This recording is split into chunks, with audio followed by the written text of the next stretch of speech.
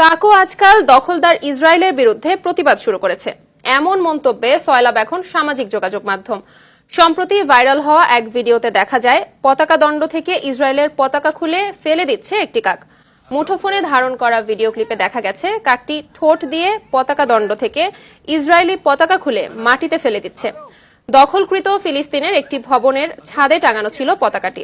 একটি কাক সহসাই কয়েকবারের চেষ্টায় ঠোঁট দিয়ে পতাকাটিকে দণ্ড থেকে খুলে আনে, এরপর সেটি মাটিতে ফেলে দেয়। কাজ সেরে কাকটি পতাকা দণ্ডেই বসে থাকে। ঘটনাটি দেখতে ওই ভবনের চারপাশে ভিড় জমিয়েছিল আশপাশের ফিলিস্তিনিরা।